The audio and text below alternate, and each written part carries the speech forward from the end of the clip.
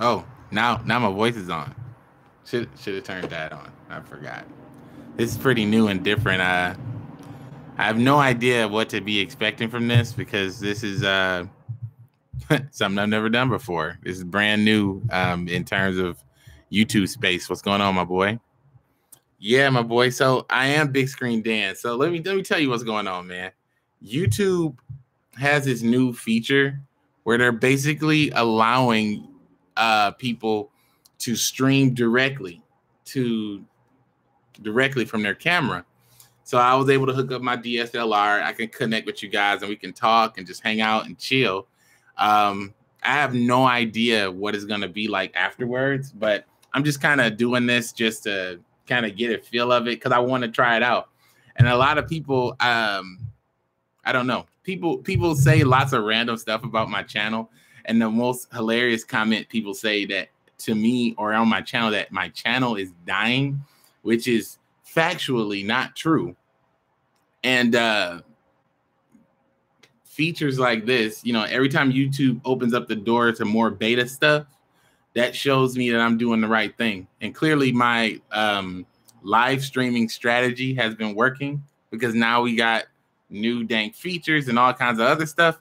Things are starting to really like turn up, but I'm just trying to try this out, my boy. So I'm just going to be talking to some of you guys and stuff like that, just kind of seeing how this new little technology works and, just figuring stuff out, my boy. Yeah, my boy. Yes, it is. Yes, it is pretty dank, my boy. What's going on? Kid named Preston. What up, my boy? Blesco. What's up, my boy? What's going on? Sanjay. What's going on, my boy? I am Big Screen Dan. Cheyenne. What up, my boy? Said need more Monster Hunter love. Yes, my boy. I was gonna play Monster Hunter last night. I got oofed last night when my wife came home. I had to go pick her up yesterday from the airport. And when I went to go pick her up or whatever, I got back home, and you know how you just kind of get with the fam, you start chilling. And then I was chilling, and then before I knew it, it was too late, and I had just finished my video, and it was like I just couldn't do it, my boy. It was way too late. It was late to the point where I was uploading the video. I should have already streamed, my boy. Yes, my boy. We're getting in here. Yes. What's going on? Daniel, what's up, my boy? Kate, what's going on? I guess since I got y'all right here, since I got this big old thing, I'm gonna show you my book because since I've been like collecting cards again. I'm gonna show you my book real quick, my little trade book, since I've been collecting cards again. So I'm gonna show you how I hook it up because I haven't hooked up a book yet in a long time, but take a look at this. So this is my dank book here, my boy. It's pretty whack because I don't have a lot of the, newer cards or a ton of new cards, but I just got stuff from packs or whatnot. So this is the collection from all those packs I've been opening, my boy. So look, here we go. This is my second page. All this crazy stuff, my boy. I got lots of stuff now. I got a viable trades, I think. I think I got pretty viable trades. I have lots of bits and pieces, but no main decks. You know what I'm saying? Just lots of good stuff, but no main decks, my boy. Just lots of good stuff, no main decks. A little Sylvan action right here, my boy. We don't even have this Sylvan monster. What does this Sylvan monster do, actually? It says Sylvan Sage Ikuya, 2600 level 7. Yeah, 2600 level 7. Says once per turn, you can excavate the top card of your deck if it's a plant type monster. Since a graveyard, otherwise put at the bottom. If it's excavated from the deck and sits in the graveyard, you can target a Sylvan spell card in the graveyard and add that target to the hand. So I guess if you flip this guy, you can get a Sylvan spell. That's pretty nuts. But we don't have any Sylvan spells, my boy. So let me flip to the next one. It's pretty dank. I still got the Haman, my boy. I actually have, I do have my old cards somewhere, but I don't know where they are. I can't find them. Like, as soon as I got to the point where I was, really interested in these old cards, I mean, in my old cards, and I was looking for them. I cannot find them, my boy. I have no idea where they are. And flip to that next page. Yeah, so to explain this to you, my boy, celestial being, and anyone else who are new to this probably joined on this. YouTube gave us, well, not us. Yeah, it gave us, but not us, like the greater YouTube, but us, this channel, the feature to basically do IRL streaming. And this is my first IRL stream. I don't know if you guys like this. If you guys like this, I'll probably do it a lot. But I just decided to try it out, my boy, because I wanted to see what you guys thought. And this is my last page right here. Cracking Dragon. And then I have a lone cyber dragon right here. But then we flip over. Because back in the day, I was weird. I used to like to put magic and traps in the back of the book off the like because in any kind of book, right, you always have this middle part where the bindings are. And I always used to like to split my cards and keep all the monsters on the left side of the bindings and all the spells. I have no idea where my old cards are, though. I wish I knew where they were. Now I had to put those three in the middle. Got that dank vanity's emptiness. Cures that depression, my boy. So it's pretty hilarious, my boy. So every dance stream is the best stream. Duel Links IRL doesn't matter. Hey, I appreciate that. Hate this game. This is my Fozzie Bear mug, my boy. Now, I don't know if you guys have seen such cultural and cultural depictions of art right here, my boy. This is one of the best mugs of all time. Fucking Fozzie Bear. My role model for a long time, my boy. My boy Fozzie Bear getting in there. Guess how much I paid for this, my boy? Like 10 cents. I started out in the front with the Link Shoko. Right in the front, my boy. My LOB Exodia head, the ultimate beast. It's the ultimate beast. That's which is why you gotta have Exodia's head right here in the middle. Also packed with all the rest of the pieces in case I gotta automatically destroy any fools. All these dank monsters. We got the Go Ogre. We got the Ogre. I kind of like the Ogre card. I kind of like Go from Yu-Gi-Oh! Duel Links. I really like Go. I almost feel like Go is me. Like I feel like I am Go. Like I really do feel like I'm Go. But yeah, that's pretty much what I have here. It's pretty dank too because I'll show you something else. So remember Konami sent me this. Konami sent me this and a bunch of other stuff. And I think it was insane because when they sent me these things, oop, did I just get oofed?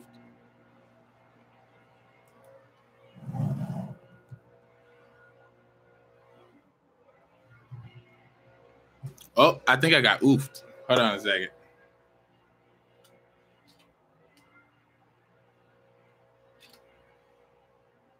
Are we back? I'm back.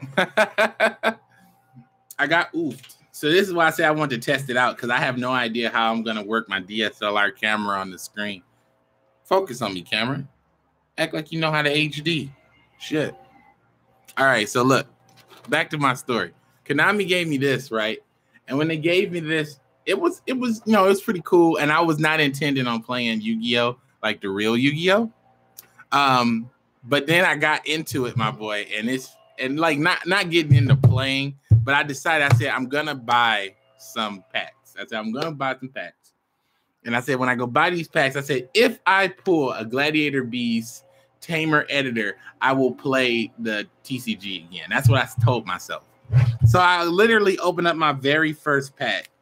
And I know that Gladiator Beasts aren't the best in the TCG right now, but y'all know me. I like to play what I want to play. Regardless of the meta. Unless I'm trying to get like serious, then I might like play something meta or straight up play rogue or whatever. So I went to the store, I opened up some packs, and when I fucking opened up the packs, man, bam, Tamer Editor, first card. I was like, holy shit, fucking Tamer Editor. Now, if you don't know what this card does, Tamer Editor, when he's summoned, he can tutor out any other Glad Beast. So you can summon Taylor Editor and then pop out a motherfucking Herc for goddamn free. You like Tamer Editor into Herc for free. So it's pretty disgusting. And I was like, well, I guess now I got to figure out how to play Gladiator Beast in this new format. And then I had 3 more packs.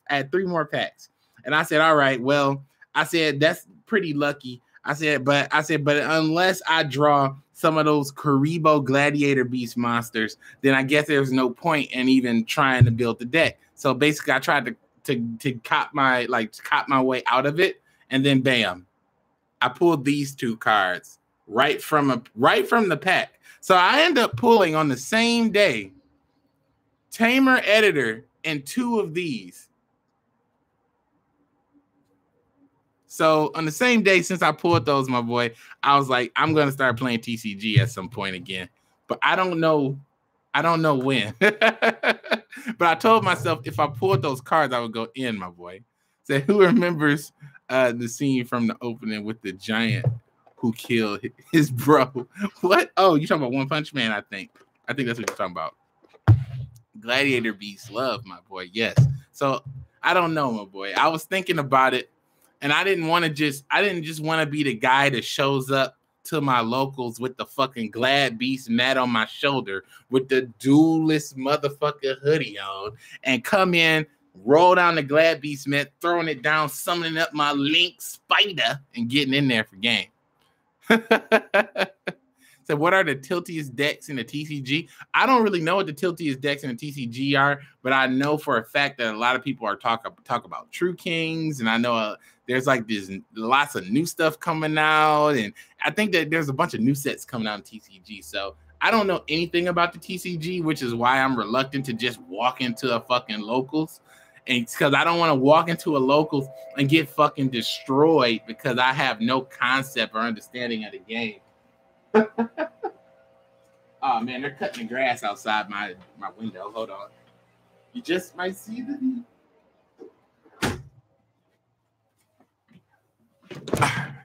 sorry, they're cutting the grass outside. I had to close the window. So I was looking at my 5,000 worth of cards outside. Forgot they all were outside, and since I live in Florida, the rain had no mercy on them. Bro. Damn, I'm sorry, man. That a similar thing happened to me actually, but it wasn't my whole collection. It was a nice chunk of my collection, and I was looking at them by the window, and it was a particularly heavy rainstorm in Michigan, and that shit just blew. The water came right directly in the window and literally felt like it dripped on the cards and nothing else. Computer was around, motherfucking everything was around. The water didn't hit anything except for those cards. So I understand how you feel, my boy. I understand how you feel, my boy. Thank you, my boy. I appreciate you checking out my dank hoodie, my boy. It is, I like it, my boy. I like it a lot. It is quite spice, says Duelist. It's actually kind of funny because, so let me tell you guys the reason why I made this shirt. I wrote you guys to really understand something about me and something about this channel and what it means to me, right? I don't make content on this channel for the quote unquote money. I don't make it for the money. I make it for you guys. I make it for the people who want to see it. And before that, I didn't make it for the money. I made it for my own therapy because I was going through a lot of crazy shit in my life and I was trying to escape those pains and pressures. So I put my negative feelings and bad thoughts into making content on YouTube. The reason why this shirt is so important to me, you know, the reason why it just says Duelist on here to me is because this shirt, like that word means so much to me. It means more to me than anything because back in the day, and when you think about it like this, for someone like me, this was 20 years ago. 20 years ago, I saw anime on TV that forever changed my life. And a lot of people can't say that about a shitty anime about card games. Like, that anime changed my life. The reason why I'm married, the reason why I am making this video, the reason why I'm streaming in front of you today is all because of Yu-Gi-Oh!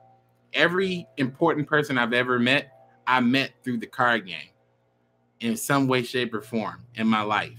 Every important job that I've ever had is a skill that I obtained through Yu-Gi-Oh!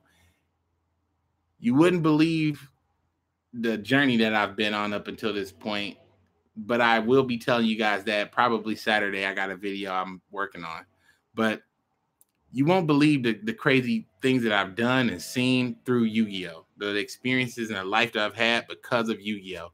It's insane. So when I see the word duelist, it doesn't just mean like I play a children's card game. Duelist means that I'm passionate about something and I care about something, more than anything else. I care about Yu-Gi-Oh! I care about the card game. I care about my friends and the relationships and the bonds that I've made through the game. I am a duelist. So that's what it means to me. It doesn't just mean card games. It means a bond that, I don't know, that'll almost last forever, or as long as this website or whatever I'm doing here does. It's kind of insane, when you think about it.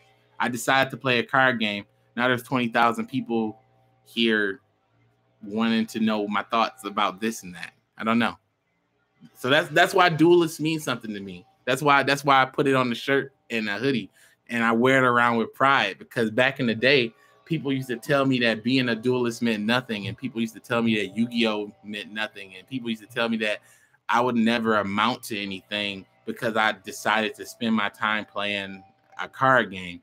And that's all a lie, because I've received professional and social and all types of pluses from my life. Like, I've gotten everything from my life just from here. So it's been good, man. This has been really, really good. It's like, it's like to say that you're doing YouTube, quote unquote, for the money is kind of fucked, because it doesn't really mean anything, because YouTube does not make money. What really makes money is a YouTuber that's able to monetize his videos, make brand deals, and the audience decides they want to support that YouTuber. That's the only way a YouTuber is successful in 2017. YouTubers aren't independently successful with $50,000, $60,000, $70,000 a month. Those days are gone. Like, unless you were like, your MatPat level's big, then, that's it. But I want to tell you guys something that changed it all for me, though. And I guess this is just, I don't know. Listen, I'm gonna tell you guys this, but I'm gonna keep the name of the person out of the thing, because I just don't want to put the person's name into it. But I get messages like this all the time, because a lot of people, now okay, let me preface this. Okay, first off, I want to say I am very surprised that I am anybody's role model. I'm very surprised and humbled that anybody looks at me with any kind of high regard, because, even like I'm human just like anybody else, and I have good days and bad days. And when I'm at the worst and I'm fucked up, just don't feel good about myself in my head or whatever, and I get down on myself, and I just kind of like, tell myself negative things.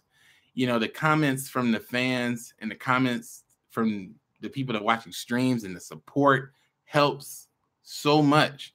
But what's insane is, one day I was particularly feeling bad. This happened back in June, and I always get messages like this about, hey, Dan, I'm going through something, or hey, Dan, I want to reach out and encourage you, and blah, blah, blah.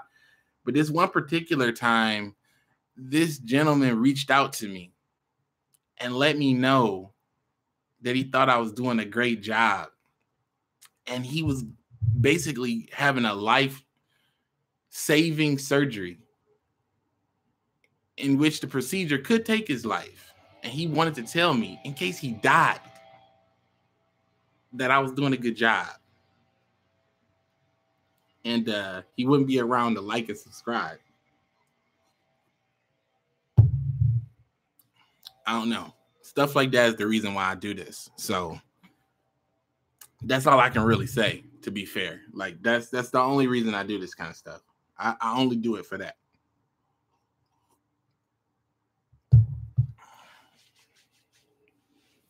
So I don't know. That like forever changed how I view YouTube and how I view what I do, because I realized that it's not necessarily just me and this dueling and whatever this is. Some people are actually drawing energy from this. Some people are actually getting something from this, something positive. So I'm gonna keep giving it for as long as I can until I can't give it anymore.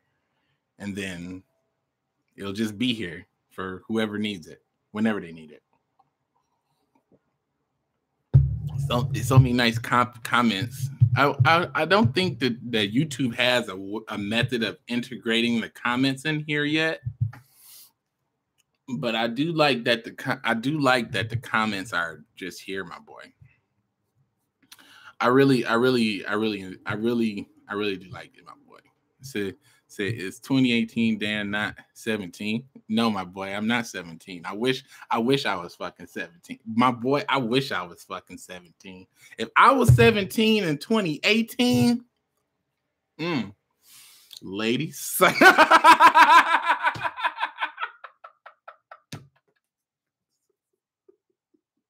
take it back. I wouldn't do it. I love my wife. I don't say, can I get some advice from you? Keep doing good. Tara, keep doing good.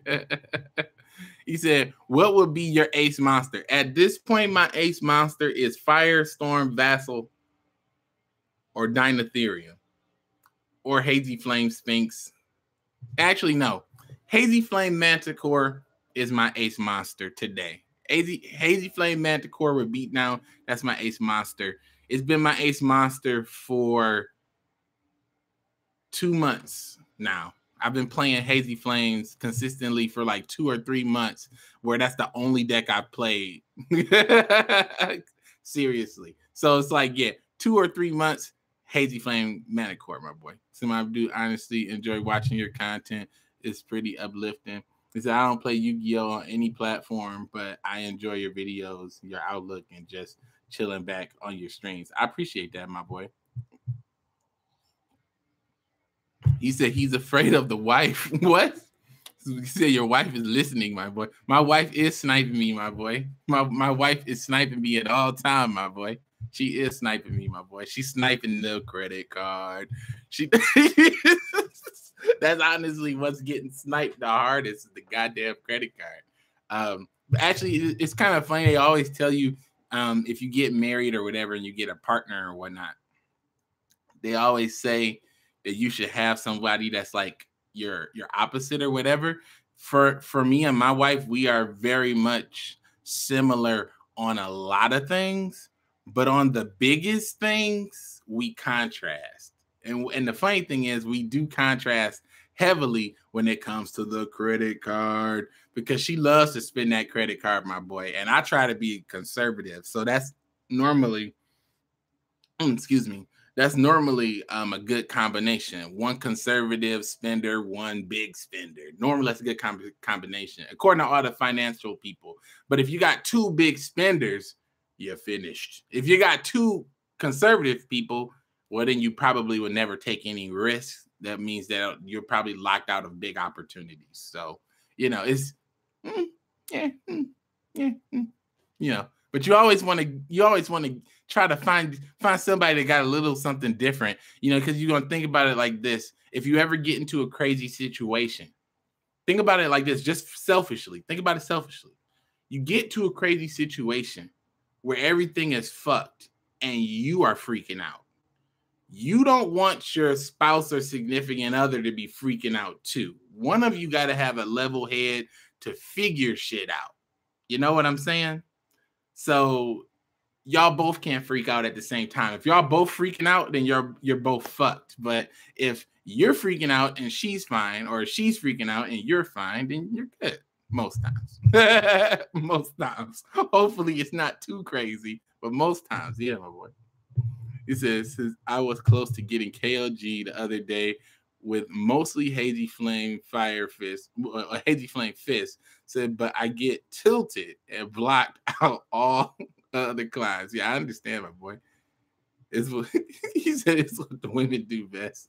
He said Sylvan is really really control OTK deck, really awesome. Yeah, Sylvan is disgusting. What's going on, Watt? What's up, my boy? So does your wife play Yu-Gi-Oh? I tried to teach her how to play Yu-Gi-Oh. I tried to teach her how to play Yu-Gi-Oh once, and many years ago, my friend tried to teach her how to play. She just doesn't like it. She just can't get into it. She's just not a Yu-Gi-Oh friend, person. I'll say Yu-Gi-Oh friend. But basically, she has played trading card games, though. Don't get me wrong. My wife, my friend at the time, myself, and some other guy all went to a regional for Pokemon TCG. And my wife used to play Blastoise around the time where Tropical Beach was a very popular card, if you guys know about Pokemon TCG.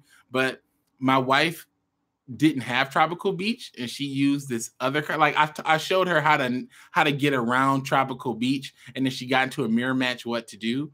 And she replaced, like, she had some random field spell. I forget what it was, but the guy she's playing against played Tropical Beach, and then she played something and knocked Tropical Beach off, and the guy was playing Blastoise like she was, and then the guy was like, and he was so disgusted, and my wife knocked him off. It was really funny to see my wife induce salt at the tournament. I was like, no. Oh, like that was me. That was me. I was very proud of her for tilting that man in that game. My wife also played Magic a lot. We used to play Magic, but she hate playing Magic with me. Like if you thought I was getting serious in fucking Yu-Gi-Oh sometimes, and I get on this, like when I'm playing card games, the funny thing about me, when I've played card games, when I play Duel Links, I'm very vibrant, energetic, and just wow. But when I play the actual card game, I am literally this guy at the tournament. I'm this guy. Let me show you the type of dude I am at the tournament. Like in IRL Yu-Gi-Oh, let me see if I can still do it. I haven't done this in a while. I'm this guy. I'm the guy that will sit back. I'm the guy that will sit back like this. Just be like,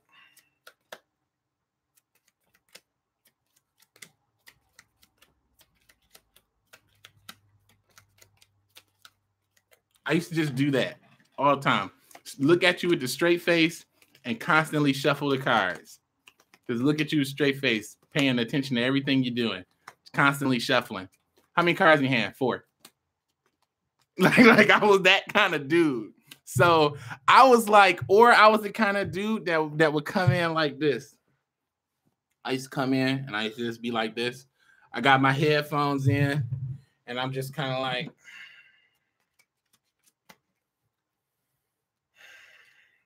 this card, that card. Any response? All right. This card. You can't do that. Judge, we got a fucking scrub over here and doesn't understand how the fuck this game is played. Like, I used to literally be that guy. So when I played the card games and I was playing with my wife and I was looking at her like that, she'd be like, why are you looking at me like that? I'm like, this is my game face. Don't get tilted. I'm like, it's just my game face. Don't get tilted. She don't like the game face, my boy. She don't like it, my boy. You can't do it. They used to do it all the time. You can't do that. Judge, got a fucking noob over here. Can we get this scrub the fuck out of here, please? Like, I literally used to be that guy. I wasn't mean with it or anything. But when I came in here to like play like Yu-Gi-Oh, like I came to play locals, man. no, man, I need the good people over here. Like, I'm trying to get to the top table right now. Fucking judge. I had to get him out of here, my boy. Oops, I was knocking my damn camera over. Like, how far did you go? And Yu-Gi-Oh! Back in the day, I did not really compete. I only played like locals and regionals. I wasn't like the best. I wasn't. I was like, I do find this funny because I've been watching a lot of Yu-Gi-Oh! Content creators recently because I've been like I told you guys before, I had a very analytical job in the past, so I take the time to read through data and do analyses and make myself a report and then make an action offset report. A lot of my corporate life is still deep within my soul, even though I try to banish it every day. But a lot of Yu-Gi tubers for some reason feel ashamed to tell you if they sucked or they were great or whatever. But I'll just put it to you like this. Back in the day when I played Yu-Gi-Oh, I didn't always play competitively. Then when I decided to play competitively and I went to like tournaments, like when tournaments became my thing, when I became the Dan that went judge, I was just good. I wasn't like fucking phenomenal. Like I used to play with Jeff Jones like a lot, and Jeff Jones was like sitting at the top table. Like I didn't like I played him a few times. I came up to the top table, but I didn't like try every week to come up to the top table. I was just okay. I was just good at the game. I wasn't phenomenal. I wasn't an earth shaker. I was just good at the game. But my skill though was deck building. Deck building was my skill, just making obscure and weird decks. That was just my thing. That was what I was really good at. And then I didn't really see any real card game success until World of Warcraft, because out of all games I've ever played, the World of Warcraft TCG was the only game I was motivated. Actually, I take that back. Duel Links, I was very motivated. Now I'm motivated with Duel Links, but back in the day, I played Yu-Gi-Oh! For so long, and it just became something that I did. It's almost like, how some people like back in the 90s would just go to Blockbuster after work because that's just what they did. I played Yu-Gi-Oh! Every day because that's just what I did. But I played World of Warcraft, and the World of Warcraft trading card game, I was hyper competitive in that, and I was number 3 in the state of Michigan for that. And the only reason I didn't pursue Worlds and everything else, now don't get me wrong, my boys, you guys are gonna really laugh your ass off when I tell you why I did not pursue Worlds and stuff like that. I had a very small world view. So don't fuck me up too hard on this, my boys. But the reason why I didn't do that is because I figured, how could I possibly play Worlds and regionals and all this other shit? How could I keep up with all that if I was working at fucking Taco Bell? And I thought my Taco Bell job was more important than my Magic career. I mean, my Warcraft career. So I stopped being so competitive and I decided to work at Taco Bell. Oh my God. It's terrible. It's terrible, my boy. It's terrible. Let me look at some of these chats, my boy. He said game face emote. Fucking Fort Scrubs. I'll tell you about the best scrub I ever dueled in 1 second. I'm gonna tell you about the best scrub. Remind me if I get into a tangent and I don't say anything. But I'll tell you about the best scrub I ever dueled. It's pretty disgusting. He says, okay, say same reason. Oh, wait, let me go back. I think I went a little too far. He says, he said, at work, so I can't chat, but listening. Hey, thanks, Mario. Said, I was close to getting KLG. Oh, no, I read that already.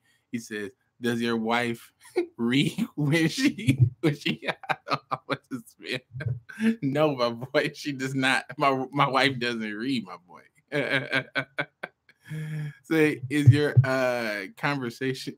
Wait, it says, is your if you're conservative with your credit card finished? I'm only conservative with the credit card so that I have enough money for Duel Links.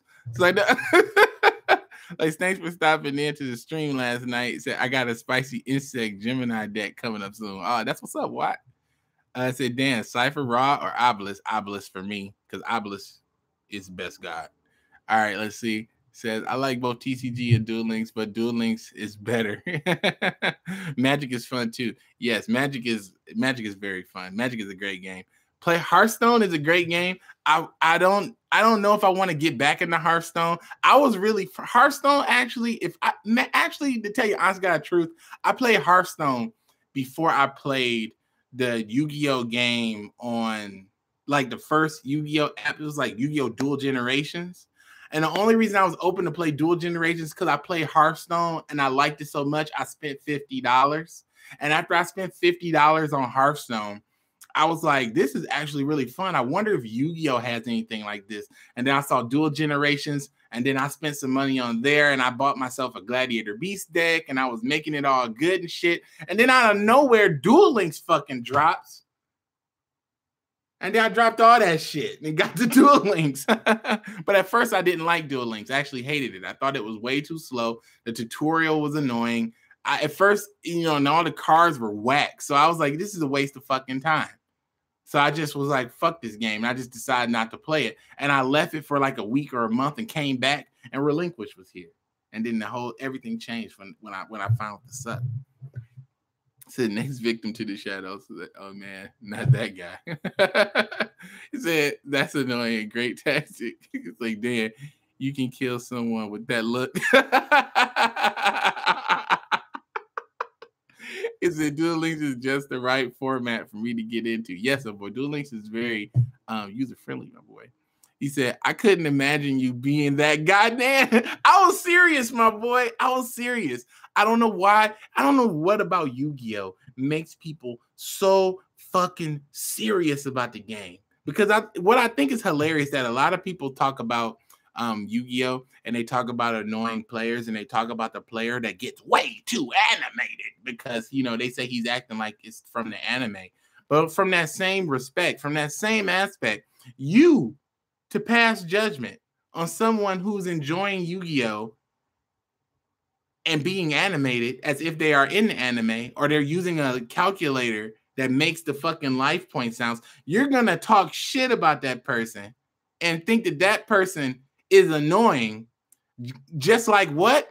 A fucking antagonist in the Yu-Gi-Oh anime. So literally, you just made it real. You just made it real by having someone to say this guy is an idiot because he's getting way too much into the game. And for the guy to be getting into the game and you react to him, guess who does that? Characters in the fucking anime. So, I mean the Yu-Gi-Oh anime is real life as soon as the card games hit the fucking store shelves, because people instantly start acting like the anime. Instantly. So I don't know. I just think it's hilarious. Everybody acts like the anime. Everybody just takes on a different character persona from time to time. Say, why do you not stream on Twitch, my boy? All right, listen, I'll tell you like this. 100% real why I don't stream on Twitch is because my efforts will be split between two platforms, and all the watch time that I accumulate on Twitch, I'm losing that on YouTube.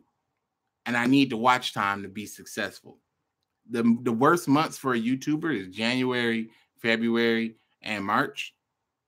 And even though some people leave comments saying that my channel is dying, which I find hilarious, because it's like, how can you make such a comment when my channel was only alive for a year?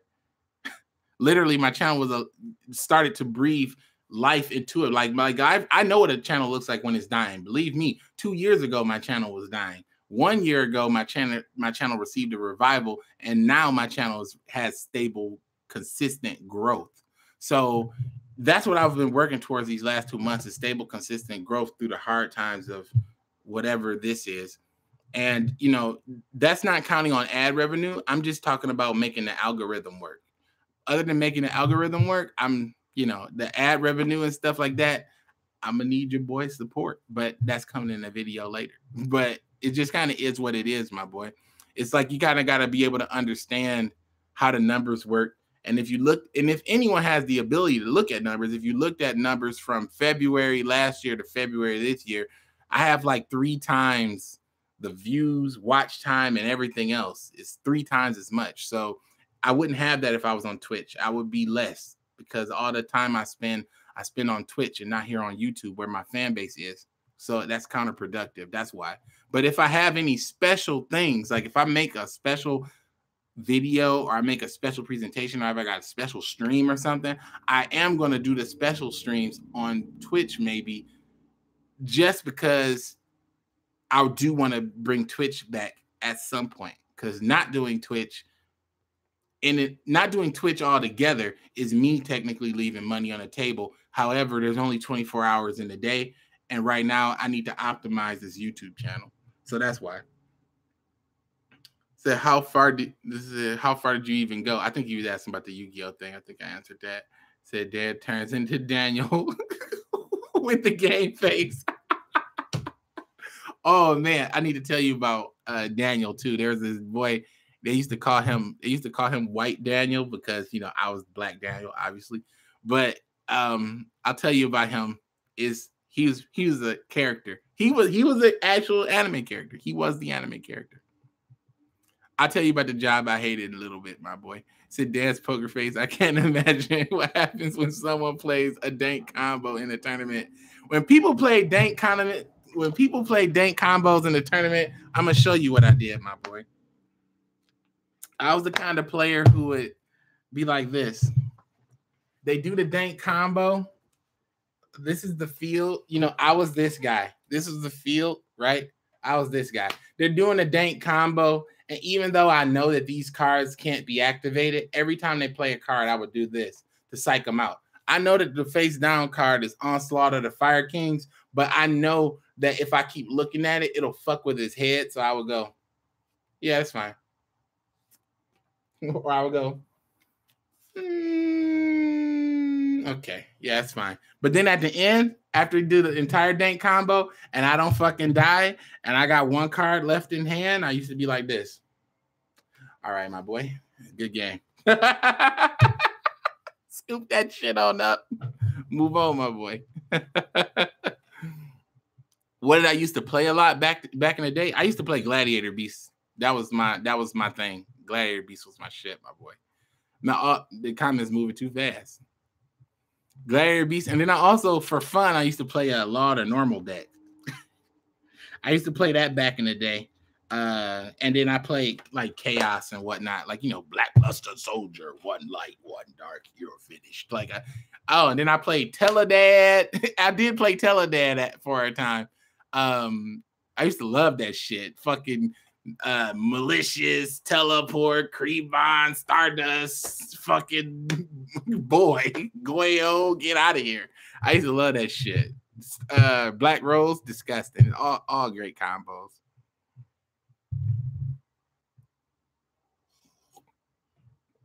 Says so yes, kind of rough these months. Yeah, I'm still grinding it though. Yeah, it is rough. It's rough these months. Yeah, for most YouTubers. Most YouTubers, like, I don't know why. I think it's just because the holidays were over. So like the ad people kind of like chill for a little while because they just spent a ton of money on ads for October, November, December. So then that's, if you think about it, it's quarters, So October, November, December, that's going to be your last quarter. So that's like, quarter Q4. And then I guess January, February, March, that would be like the first quarter. So that's like Q1. So like Q1 is always rough for YouTube. But that's just kind of how it is. Is this even an Amiibo channel anymore? Tony, my boy. No, it's not. I just hope Twice don't start making fake Dan exposed videos. If somebody made an exposed video and was exposing me, I would kind of be like, I hope that shit goes viral. I hope it goes viral and then I go viral too. But as long as they're not talking no crazy shit, then I got to come out and just literally be like, that ain't true. you know, shit, I might be like 50 Cent. Like, you know, if you're talking shit about me, like 50 Cent recently came out because he got in trouble with the IRS. Because I don't know if you guys know this, but 50 Cent filed for bankruptcy, right? This is a very short story, and I got to tell you about that dang duelist. 50 Cent filed for bankruptcy, but little following after that, he got hit up. Like the whole Bitcoin thing was going through, and then somebody has said something to the effect of 50 Cent had received a bunch of payments for his album in Bitcoins, and 50 Cent said he lost the hard drive with all the Bitcoins on it. So 50 told everybody that he found it, and he basically was running around with this fucking fake ass W. So the government was like, I thought you filed for bankruptcy, my dude. So if you just came to a couple millions, the government's going to need that cash. Then he came out with an official statement saying, hey, guys, sometimes people lie in the media about this and that. If it's not necessarily false and if it ain't hurt nobody, I mean, shit, I let them believe the lie. You know, I'm paraphrasing, but that's what he said. You know, and like just summing it up. And basically he said, if someone's gonna lie on me, if it's beneficial to me, I'll let the lie go through. I was like, well, fuck it then. This is thing. He said, make a roast video. I don't want to make a roast video, my boy. I don't want to get my feelings hurt. Have you played Fortnite yet, my boy? No, I haven't played Fortnite. Everybody keeps saying, play the Fortnite. I kind of feel like people keep saying play Fortnite now because of that Drake Ninja bullshit. But a couple weeks ago, everybody was telling me to play VR chat. Now, where them VR chat videos at on YouTube? Where them Ugandan Knuckles videos at on YouTube? What? It's a dead meme at this point? I don't know. I'm just kind of waiting for Fortnite to die out. In my mind, Fortnite is one of those games that's not completed yet, and it's going to be in like constant beta forever. And it's like, I don't want to buy into a free game that's in constant beta and they have no incentive to ever complete it. And when they finally do complete it, it's going to be $60 fucking in which I have to pay. I just don't like Fortnite, man. I don't like Fortnite. I don't like that. I just don't like the concepts of those games. They just, you know, and don't get me wrong, you know, Konami and their sleaziness when it comes to packs and whatnot, you know, that's an evil I'm willing to take, but I just don't like it. I just don't like the concept. Never played the game. I just don't like the concept and the stigma that's around it. I don't want to ever again put something on my channel and I put it on there and I'm only doing it because everybody asked for it and it's just for views. And I personally don't even like it from the jump. Like, I don't even like the concept. That's like if someone told you that they don't like the concept of cheesecake, but then you ask them to eat a slice of your cheesecake. It's like, motherfucker, didn't I just tell you didn't I just tell you I don't like cheesecake? Like, I'll just play it. Say my face is catfish, my friend. Nice try, imposter. Oh, IML versus IML. Fight to the death.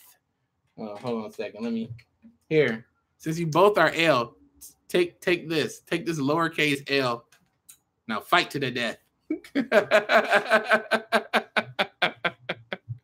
But I definitely don't want to see you play a game you're not into. Yeah, my boy. I don't want to play something I'm not into, my boy. I'm really into the Monster Hunter. And I know that's the more obscure. Everybody's not into that. And I haven't even bothered to try Dragon Ball because I thought Dragon Ball was a little too like I just haven't gotten into it yet. But right now it's very fast paced. And I'll put it to you like this. It's so fast paced and it's so competitive. Like, okay, this is the best way I can say it. I have watched some Dragon Ball Fighters streams, and I have watched some Dragon Ball Fighters instructional videos. I have also attempted to play online one time. The level of ass whooping the dimensions of the L you can receive is vast and wide and ever expanding in that game. I'm the type of dude that will lose in a fighting game like that, and then serious face Dan comes back, and then I'm not even having fun. It's starting to become like a fucking job. I need to learn this shit. Everything else doesn't matter. When I get super duper into a game that's super competitive, especially like a fighting game, you know, it's real time, so it's more reactive and being predictive on reading the opponent. Fighting games are weird, man. I get too salty on the fighting game. Fighting games really make you go, because it's not RNG that makes you lose. What makes you lose in fighting games is you making a stupid mistake, you not being informed enough, or someone else is just 100% better than you. They just outclass you by 100%. And I don't like being crushed by somebody, and I know they're 100% better than me, and I know that I'm probably never going to be able to surpass them because I don't got the time to put into it. So that's why I haven't even gotten started. But if I felt that I had the time to get into it and truly learn it, I would. But I'm not trying to get crushingly defeated every single day. It could be funny to watch me take L's every day, but I'm going to get tired of taking them, my boy. I'm going to get tired of taking them. You might enjoy laughing at them, but I'm going to get tired of taking them. You know what I'm saying? Then I'm going to try to get good. By the time I get good, guess what? The game's going to be fucking dead. Here comes the fucking sequel. Fuck it then, man. like I'm out. Yes, my boy. I am still watching Vrains, and I'm supposed to be. That wasn't even like an ironic cough. That was like a real cough. I am still watching Vrains, but I haven't been able to like record my reviews and whatnot because I just been super busy. But I'm thinking I'm just gonna think about a way to redo that. Like I just, it's like I keep putting stuff in front of it and moving forward, and I keep doing this and this and this and this. But before you know it, 24 hours in a day, and you end up with 2 videos made, and one of them isn't the Vrains video. So it sucks, man. Legacy of the Duelist. I was going to start playing Legacy of the Duelist again. I was about to get back into it. I really do like that game. But the reason why I decided maybe not to is because I don't think Konami's supporting that anymore. Like, they're not putting like the link stuff in it and things like that. And if I was going to play like a full-blown TCG game, I would probably just play YuGoPro. But I'm working on my YuGoPro right now. I just downloaded the YuGoPro like 2.0. It's like this new version. And I'm updating it and getting it ready and whatnot. And as soon as I get it good to go, and like I have like all the stuff downloaded and I got all the images and everything together and it's working right, because right now it's not working right. I think I fucked it up somehow. I don't know. But but once I get it working right, I plan on bringing some regular YouTube content. I mean, regular Yu-Gi-Oh content, but I gotta learn the game. See, like I told you before, like about the fighting game shit, I gotta learn the game. But the learning, so look at this learning curve, right? So I've been playing Yu-Gi-Oh for 20 fucking years, insane. So just say my knowledge is right here, and the TCG meta is about right here. So that's my learning curve. You know, that's not much of a learning curve. You know, I got a base knowledge of the game. You know, I've been keeping up with the game through YouTube, and I got a decent understanding of the concepts and how things work. So all I got to do is get current. You see what I'm saying? But for fucking Dragon Ball Fighter Z, here's Dragon Ball Fighter Z. Here's the top tier players, right? This is fucking me at a base level. So I played Street Fighter.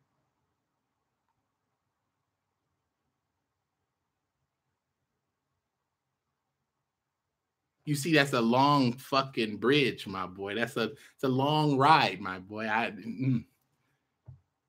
rather spend the time and get competitive, you know, with Yu-Gi-Oh! TCG rather than get fucking competitive with fucking Dragon Ball Fighters. I'm not doing it. I'm not doing it, my boy. I won't do it.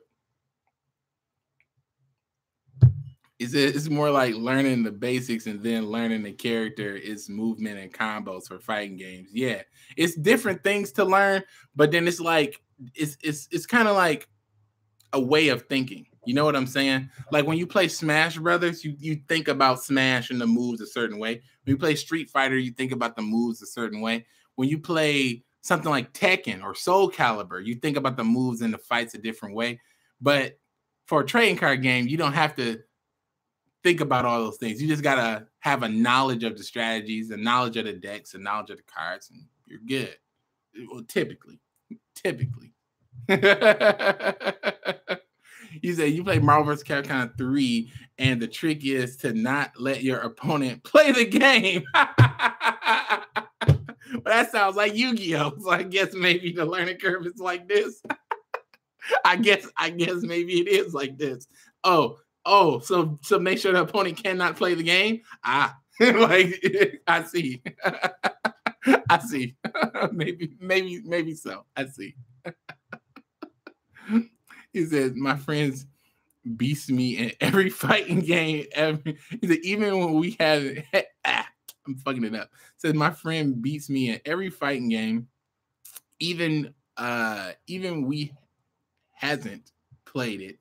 Oh, even when he hasn't played it. I don't know why I read that crazy at all. Yeah, I understand that. I know how that works, my boy. You're like, yeah, it's all combos. He said, I'm pretty damn good at Tekken, but I suck at Smash Bros. Yeah, it's because it's just different. It's just different. Some people are really good with the quarter circle, like the quarter motion or the circle motion, so and so style of gameplay. Some people are good at the tap, tap, tap, tap style gameplay. It just depends on what you're good at. Like all that time I was doing amiibo shit, I sucked at Smash Bros, man. I was really bad at Smash Bros. Like I was really bad. I couldn't get any of the moves down. Like I would try every time I would play, I would get fucking embarrassed. And the worst thing about Smash Brothers, all your fucking fans are fucking 8 and 12 and 15. And then you got a handful of people that are grown like you, but most of the people that is putting their foot in your ass is like 10 years old and 12 years old. It sucks to be losing to 10 and 12-year-old kids. Speaking of 10 and 12-year-old kids, I forgot to tell you about that duelist. So back in the day when I was competitive Dan, game face Dan, I go to play this tournament. Look, Coco's laughing at me. He knows this story. You don't laugh at me. You know this story. I go to play in this tournament, and it's just a local, so it's not like a big deal. And I'm kind of like game face meta mode, like I'm ready to do fucking battle, right? But they sit me in front of an opponent, and my opponent is this 8-year-old girl. Now, don't get me wrong. I'm not a fucking monster or nothing. It's an 8-year-old girl, so I'm not gonna treat her as serious as I would treat any other player. Like, I wasn't gonna kind of like try to give her the stare down and look at the card. Like, I wasn't playing mind games or anything. I was just playing the game. Now, I'm playing Gladiator Beast, and Gladiator Beast meat monsters, duh. But I opened up and I bricked. But what did I brick on? I bricked on nothing but spells and traps, but they were support spells and traps. So stuff like War Chariot and Solemn Judgment and stuff like that. And she went first. And I think what happened was, if I recall correctly, I set some. Oh, did we die?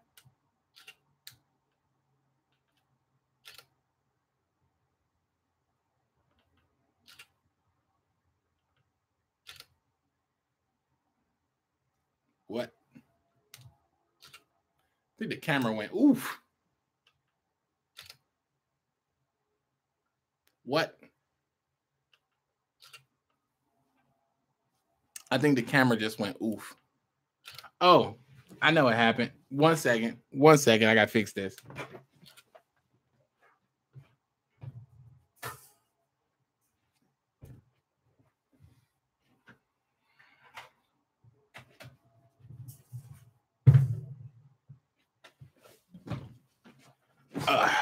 the battery got too low in my camera.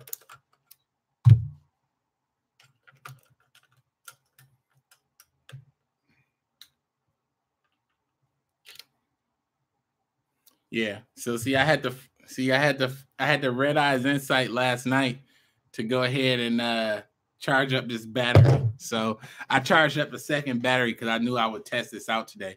So let me tell you what happens. So, excuse me.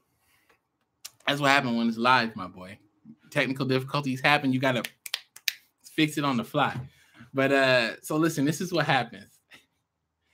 I sit down in front of this girl and I open up the first hand and she was going first. And because she was going first, she literally said this and it fucking destroyed me. I had no idea what to do. She just set a monster face down and then she set a card face down and ended her turn. Now, I think at the time I opened up with like a bunch of fucking back row and like, you know, War Chariot and Solemn and something else like that. And something I drew, whatever I drew, I think it was like, whatever it was no monsters. That's what it was. It was no monsters. And it was back row. And I remember she had some sort of back row removal. So it could have been Heavy Storm. It could have been MST, but I don't remember. But I remember setting down some face downs and just ending my turn. And then she just blew them away. And then she said this. And it literally got me fucking tilted. She looked at me. This little girl blew my back row up. Like the cards are bigger than her whole fucking head. They're bigger than her. And she's going. Like she looked at me like a little devil. And I was like, NANI? And then she was like, now I'll play my favorite pair of jeans. And I was looking at her like, your favorite pair of jeans? And this girl played the Gene Warped Werewolf.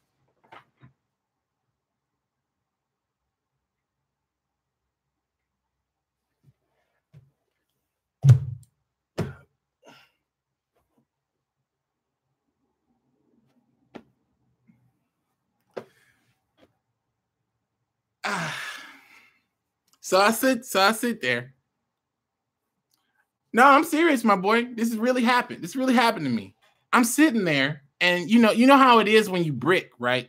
You just don't like it's gladiator beast. So anything could have helped. I think I pulled like another Solemn or something stupid, like something that would do nothing, or War Chariot, something that would do nothing at all. Nothing against her. She had Gene Warped Werewolf and then any other monster. And she just kept going, attack. She sounded like fucking Emily from Duel Links. But she had this super, like, I gotcha grin. Like this grin like you're finished on her face. And I'm just sitting here dying. And my friends, who knows that I was taking the game seriously, who knows that I was trying to win that locals, was laughing their asses off. And I was disgusted. Oh, I was so disgusted. But since it was a little girl, I couldn't show my disgust. So it's kind of like I'm sitting there this whole time and I'm like, you're doing so fucking good. These fucking kids. Oh, this hand is terrible. That was me. Just faking it, man. Just faking it. Just fucking faking it, man. I was so mad. So after she finished pummeling me with this Gene Warped Werewolf, next time I drew into my boy Test Tiger and I think Prisma. So you know she was done. I drew Test Tiger and Prisma, and I was going fucking second. Yeah, her Gene Warped Werewolf didn't stand a fucking chance, and I beat the shit out of her. After that, like I ended up beating her 2 games in a row, very coldly, in fact, because I was disgusted. But you can't say you disgusted, my boy. You can't say you disgusted. This little girl beating the shit out of you. You know her parents is right fucking there. You know, it's like who gets their ass beaten? Their parents are there. You know, their parents or her parents are watching me. So it's like her parents are watching me and she's whooping my ass. I'm sure her parents are very proud she's winning the game. So I had to beat the shit out of her. Because it was at that point, it was either her or me. It was either her or me. So that's just what happened, my boy. So then after that, I tell you guys about another random ass duel story. Some bullshit that happened at a tournament. Now, this again involving another little kid, but this time it wasn't me. It was my friend. His name was these names are going to be changed to protect identities. His name was Gladiator Beast Laquari. So Laquari, we're in this tournament, and this is so stupid. We're playing. This is just a local. Again, this is just a local, and we're just sitting around. And I'm sitting like there's like, this is like not a big local, so it's kind of like you know how you like got like a small building. It's like maybe like 4 or 5 tables. You know what I'm saying? And then there's like maybe 2 or 3 games happening on a table. So it wasn't a very big local. And I'm sitting like at like the front table, and he's sitting at like the back table. No. Yeah. I was sitting in the back table. He was sitting at the front table. And what happens is he was playing against some little kid. Now this dude is salty. Now, if y'all think I get salty or upset, this man will be salty to the point of tears. This dude was not necessarily my friend, but he was a friend of a friend, and he was tolerated. Like, I know y'all know what I mean when I say that. I know y'all got friends that you just tolerate, that you don't necessarily like. I know you got those friends that you just tolerate. But we tolerated this dude. We tolerated him, right? And what happens is this guy is playing against some kid. I don't know what's happening. I don't know what's going on in this duel. But this dude, like, got pissed at this fucking kid because this kid was beating the shit out of him. Because let me tell you something about the little kids that I played with in Michigan. These children were not just random children that enjoyed the animated play Yu-Gi-Oh! No, these were children of people that were good at the game. So these kids, 9 times out of 10, either had a very high knowledge of the game and played very well, or they were fucking scrubs. There was no middle ground. You were a scrub or you played like a god. That girl I played was a scrub. This kid, he was played like a god. Same like 8-year-old below 10. He beat the shit out of him. After he beat him, my acquaintance, Laquari, got so disgusted that he slaps the deck. This is ridiculous. Like, I wouldn't even, this is why he wasn't my friend. This is why he was just an acquaintance, a person I knew. He slaps the fucking deck off the table out of rage at a local. Can you imagine that? Like, being at a local and somebody smacks your deck off the table, you probably beat their ass. You probably leap over the table and beat the shit out of them. But this is a little kid. So he smacks the shit off the table. And obviously, everybody in the fucking place, you know how it's a break? Like you know how something's happening and it's just like audible noise. It's just yabba, yabba, yabba, yabba, yabba. You know, it's just noise. When he slapped those cards, all you heard was the silence. Then you see, hey, motherfucker.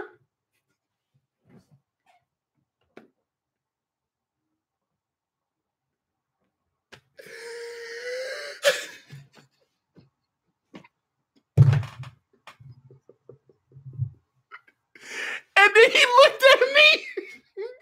He looked at me. I don't know why he looked at me. He fucking looked at me. And I looked at him.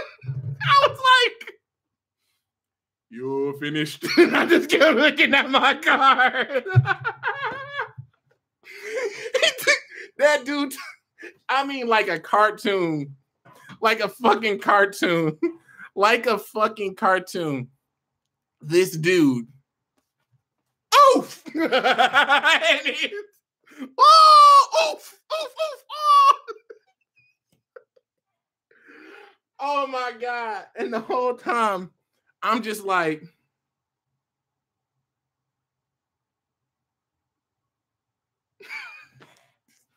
my God, man. I don't know, man. It's just, and the whole time I'm sitting there thinking, like, this is why I don't fuck with this dude. Like, this is literally what I'm thinking. This is why I don't fuck with this dude. I swear to God, he better not ask me for a goddamn ride home. He better not ask me for a ride home. I swear, man. Oh, a hardworking Mexican. What's up, my boy? I haven't seen you in the chat in a while, my boy.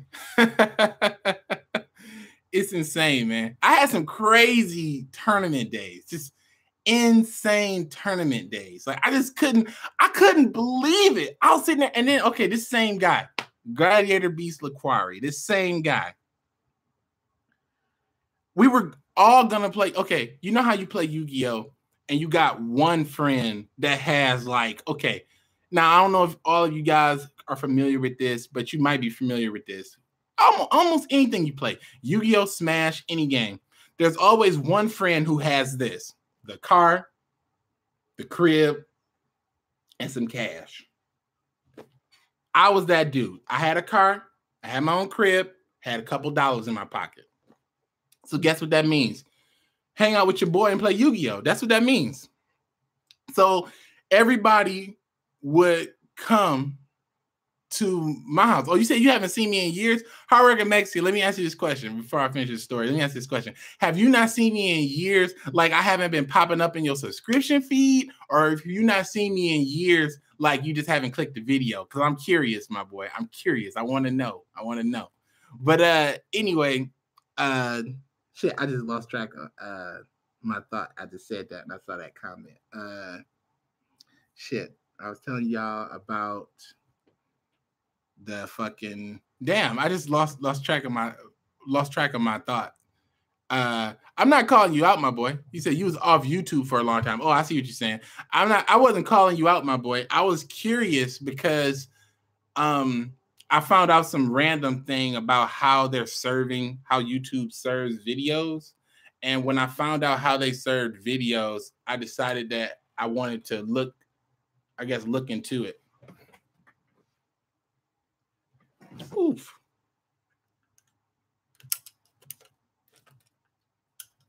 Yeah, technical difficulties, my boy. Look at the error. This is like this right now. This camera was not made for such things. Error.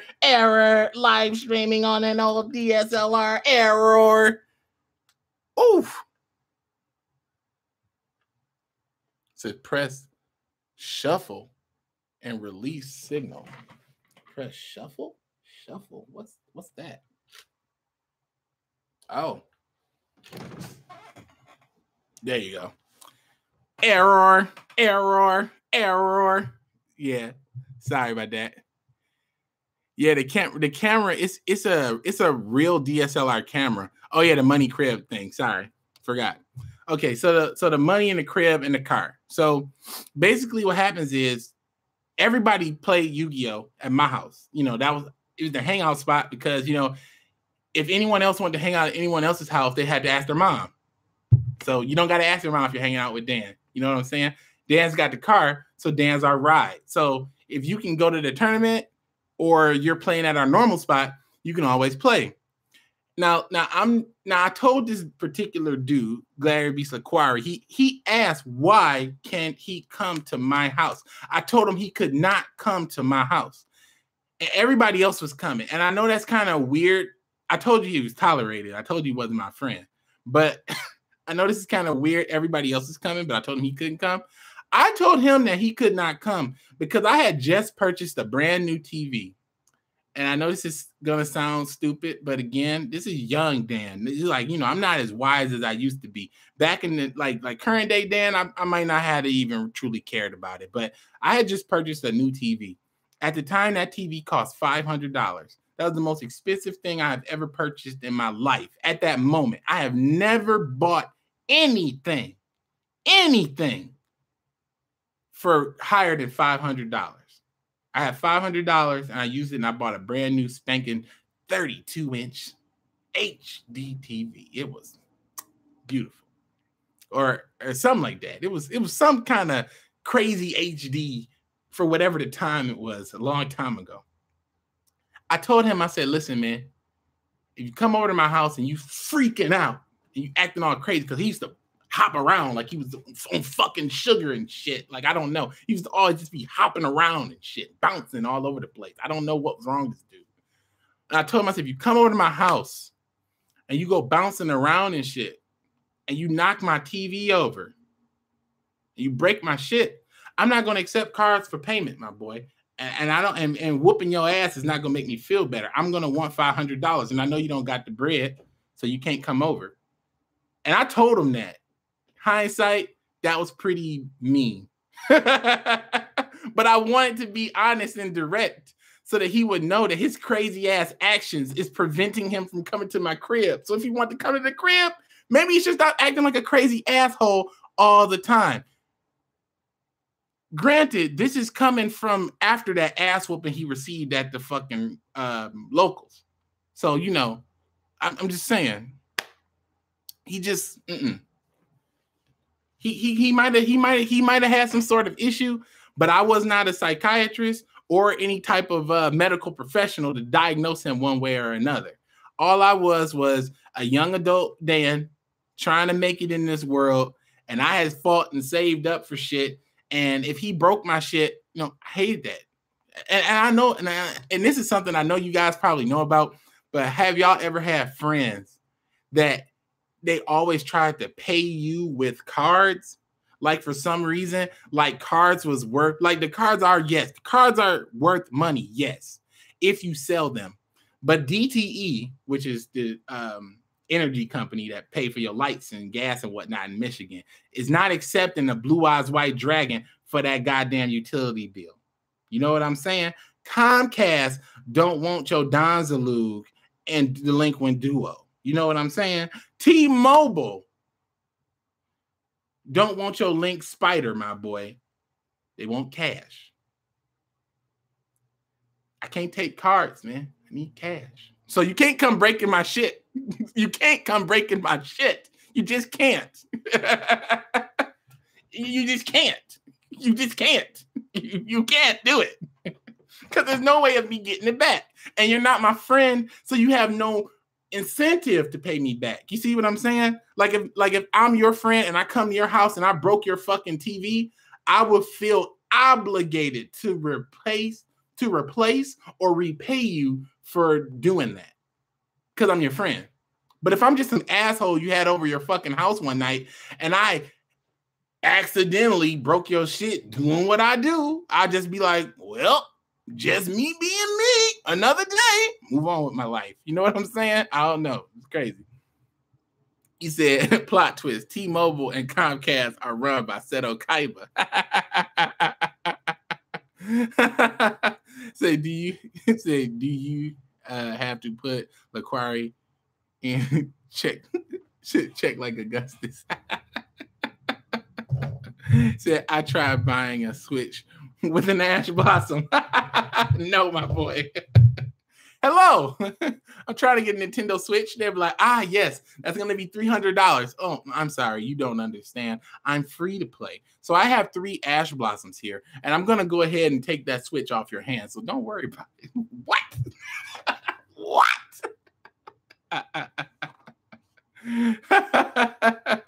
What's going on, my boy? Thanks for catching me live. I am about to probably I'm going to hop on Duel Links in a little bit.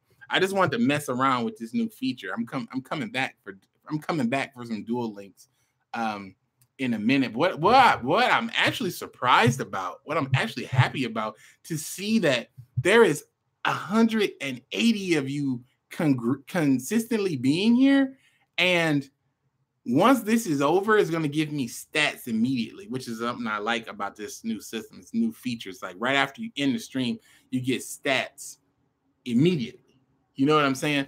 So it's like almost 200 here, and with almost 200 people here and the lights going up, it's like this is equivalent to a Duel Links stream. So that tells me, if nothing else, either you guys are morbidly curious as to what these new YouTube technologies were, or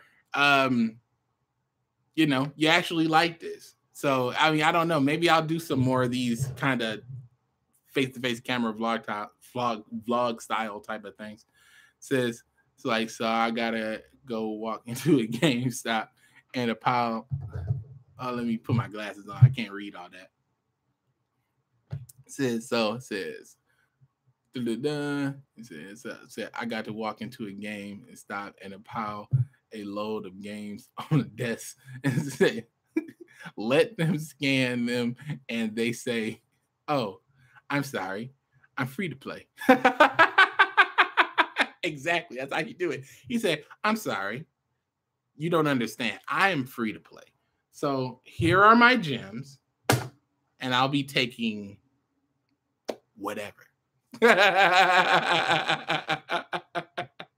Hey, I appreciate it, kid named Preston, my boy. That's I really like that this sponsor feature like highlights the names in green and puts this dank picture of atmosphere right next to the name. I really think that's so fucking cool, man. I don't know why I think that's so fucking cool. It's just cool, man. So I came here for dance reactions and ass whooping content. More stories, please. Oh yes, my boy. I could definitely do some more of that. I'm gonna start just writing down, like, I guess more of that stuff. Like, I always like to do those dank duel stories, but I might just do them live because I kind of like this because this is actually really cool. And I decided to. I was gonna like gel my hair up and make it all like sexy, but then I was like, nah, I don't want to do that. I kind of just want to keep it nice and frizzy.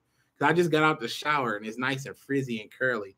Like, it can actually go Super Saiyajin. Oops. This is what you call a fourth wall break. You know, this is what they're referring to when they say you have broken the fourth wall. Like, this is the literal fourth wall. It is now broken.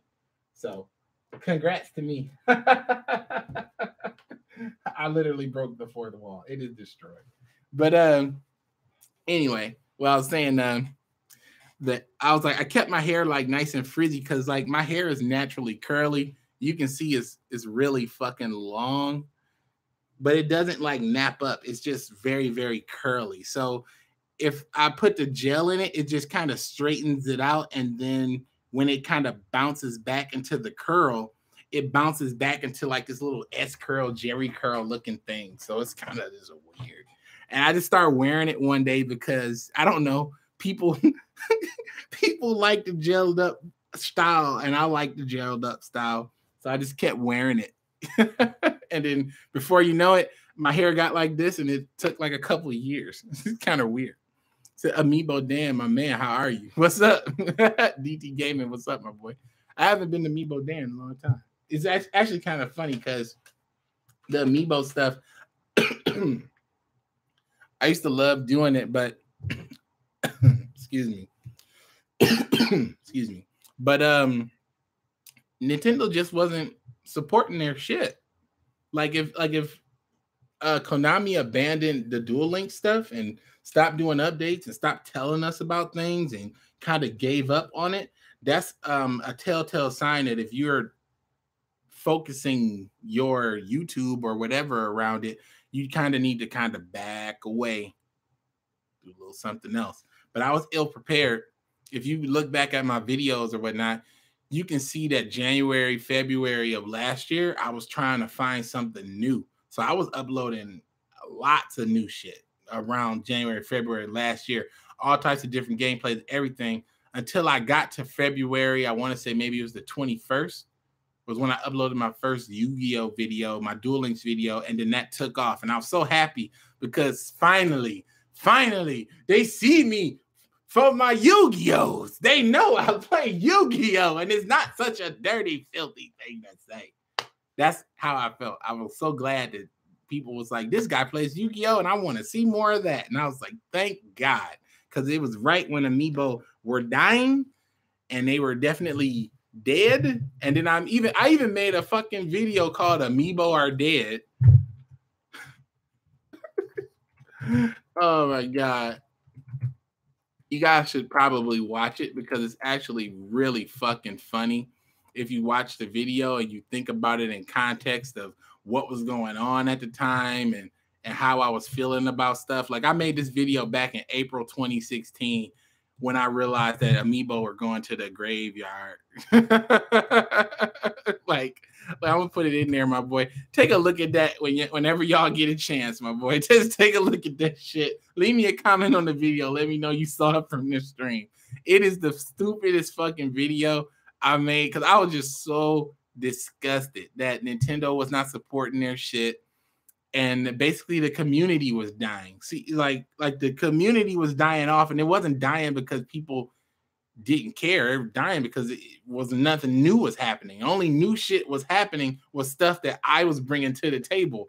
And that's just not enough for people that care about it because, you know, I'm only one person. I can only do so much. So, you know, it's just weird, my boy. Tonight, you getting in there, my boy. I want to die.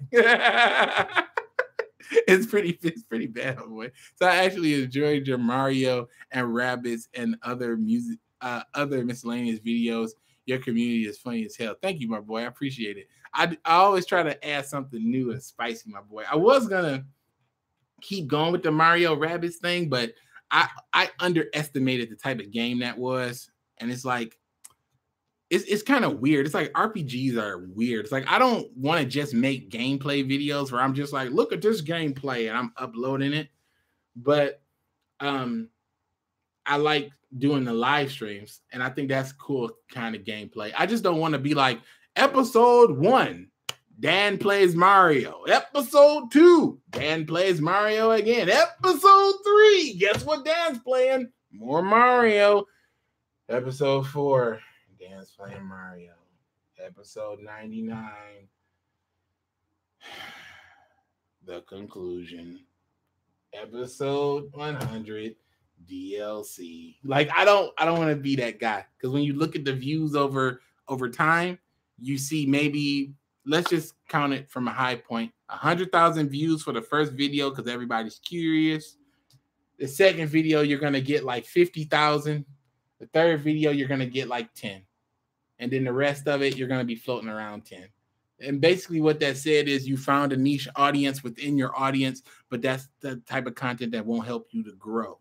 So the trick on YouTube, for anybody that's doing YouTube stuff, you got to create relevant content that people can watch on a daily basis, but it has to be evergreen content that people can watch after the day it was uploaded, something that someone might click on.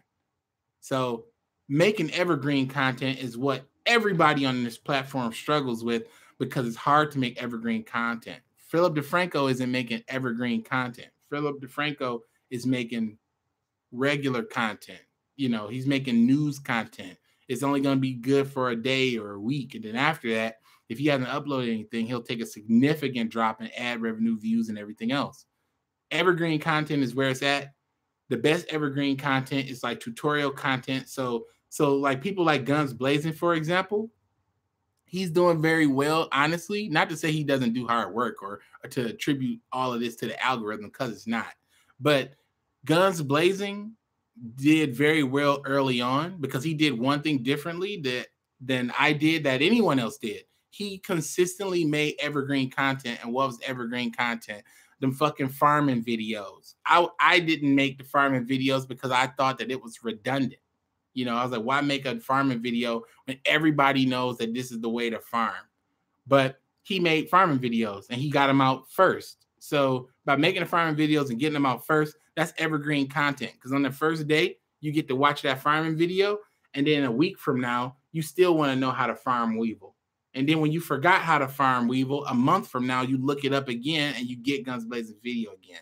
And all those repeated views tells the algorithm, hey, keep an eye out for Guns Blazing. And then that's how you do it. That's literally how you do it, creating evergreen content. I'm sure at the time he didn't think of it as evergreen content because no one really thinks about stuff like that. But it's like, that's literally how you do it, creating evergreen content. And it's kind of tough to create evergreen content because you, on one aspect, you don't know if it's going to be viable in a month because you can't tell the fucking future. So you got to kind of give it your best shot.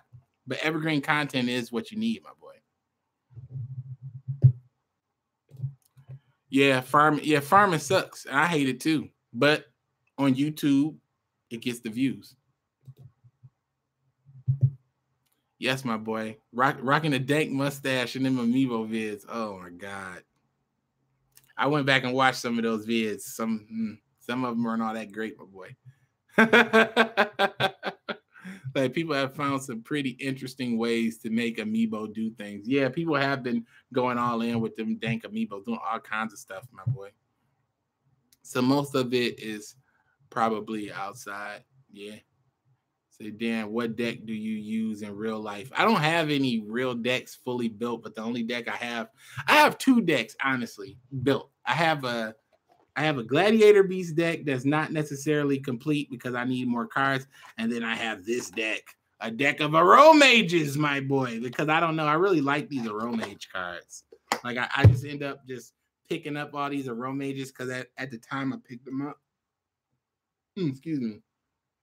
I think it was like right after they had first came out, or not too long after they had first came out, and they were so undervalued because basically this is not a meta deck at all. This is just it's a stun deck, but it's a fun. But I like it a lot. I was playing it on YouGoPro, and I really like it a lot. I was having a lot of fun with it, so I decided to just buy the card. I think it cost me like $5 to buy everything.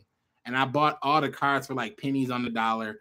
And I turned my deck into real life. And then I even got a dank Ties of the Brethren in here too. This deck's pretty fun, man. I like this deck, my boy. It's pretty fun. That's kind of what I'm using. But I don't actually have it like completed. Like I built that deck months ago. So I don't think a deck profile will help you very much because I built it months ago, way before the link format was even introduced as a thing. So it's not only is it outdated and non-meta, it's probably trash. but that is a deck that I have in sleeves. If a man kicked down my door right now and challenged me to a duel for my very soul, this is it. like so. I used to always have a deck on me at all times, my boy. Like a cowboy would carry a pistol. So we unfocused. So I would so I made sure that I had a deck right there, my boy. Say, come on, give a deck profile now. You want to? I mean, there's nothing to give. It's just 3 of everything, really. There's nothing in there, my boy. So your Gladiator Beast versus my Dark Magician in IRL. Do I challenge you from across the seas, my boy? Back in the day, I used to duel over the telephone, my boy. Now, how many people in the chat know about dueling your boy on the telephone? It's like, all right, hey, what's going on, man? So I set a card face down. I in my turn. What you got? He's like, all right, I activate MST. It's like, this motherfucker always got MST. And then I do all this stuff at OTKU. It's like, why you lying, man? You ain't got all that shit.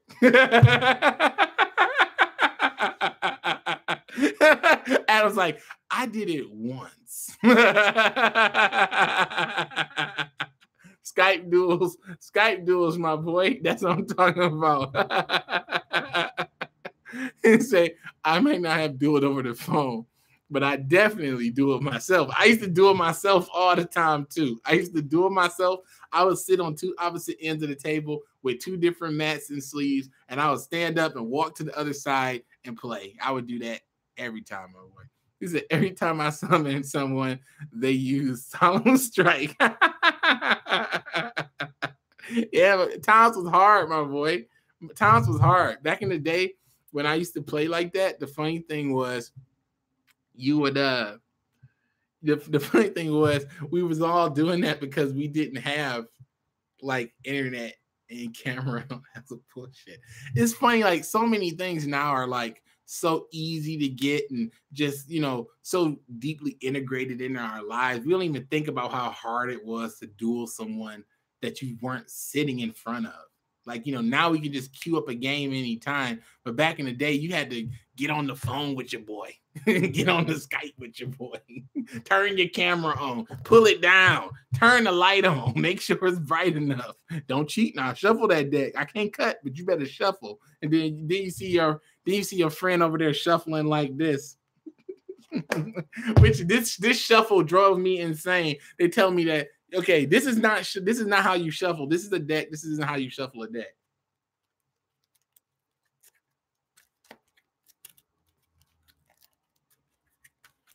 That's not fucking shuffling. That's fucking cheating. Like, shuffle that bitch. Shuffle that bitch. Get them cards mixed up in there, boy. Shuffle it. Like, you know what I'm saying? Mix the cards up. Get them in there. Make sure they intermingle with one another. You know what I'm saying? Get them in there, boy.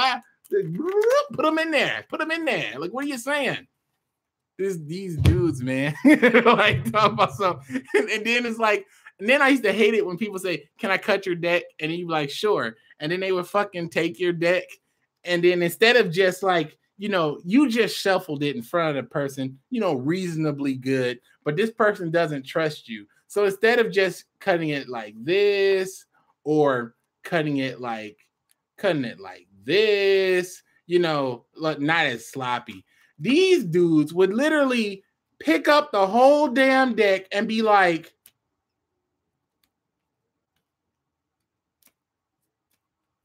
I'm like, what the fuck are you doing?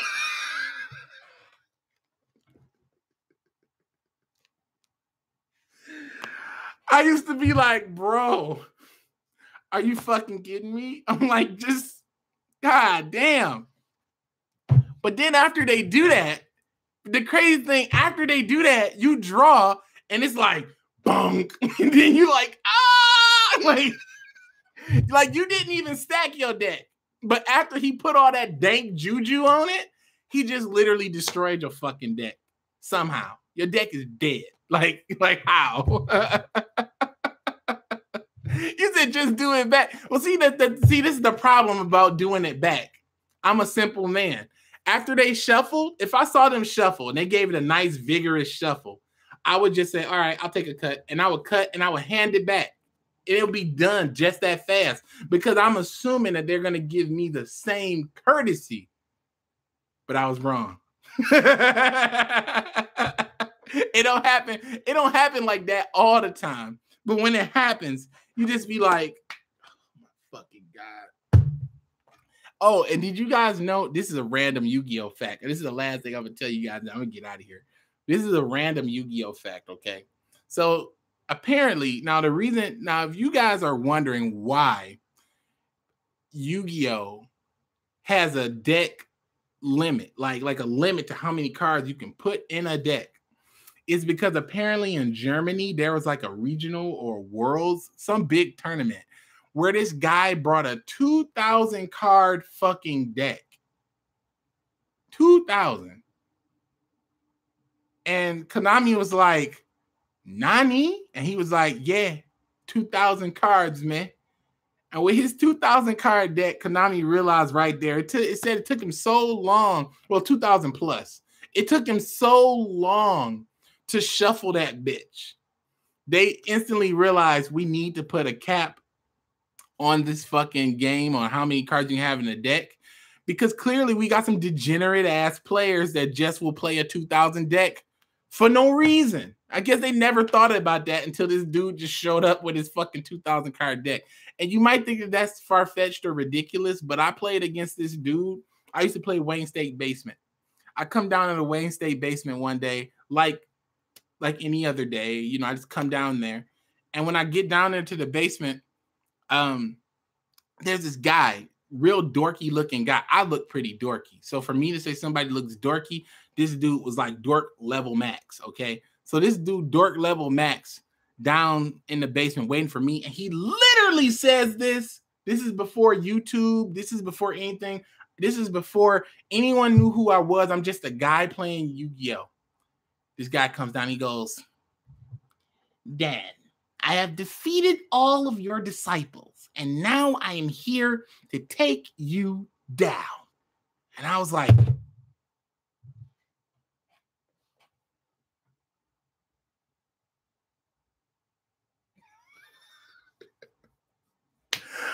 I was like, who the fuck is this dude? I was like, who is this dude? But the funny thing about it was after he said that though, I look over and my boys, they laughing their asses off. They laughing real hard.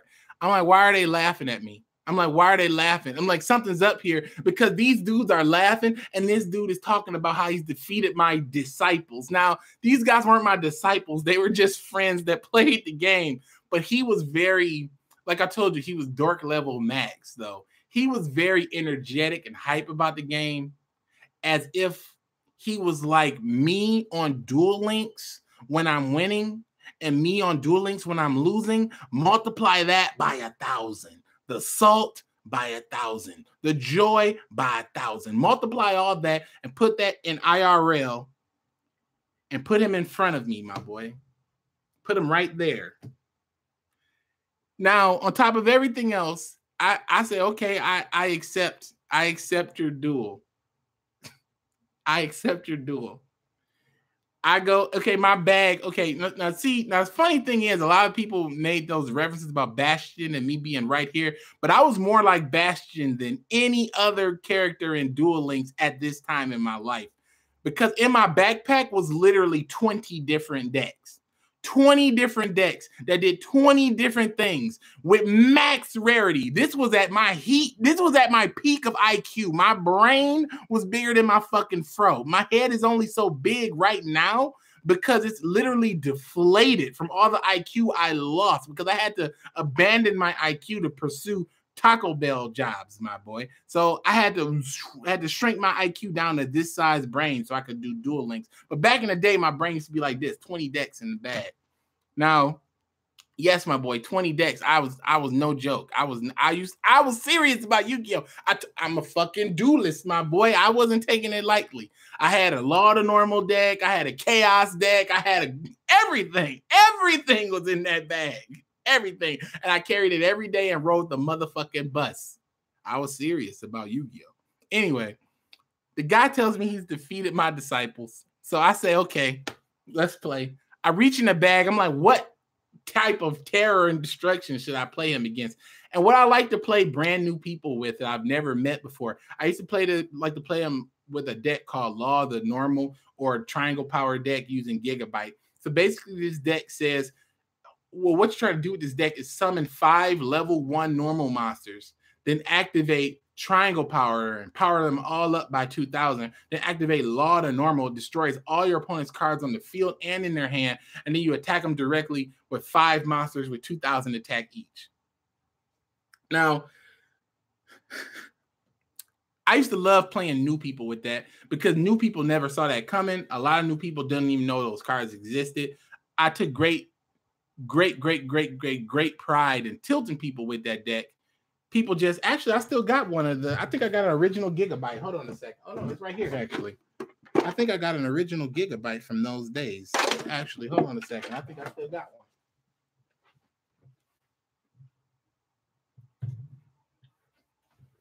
I think I still got one. This legendary, oh, too fast.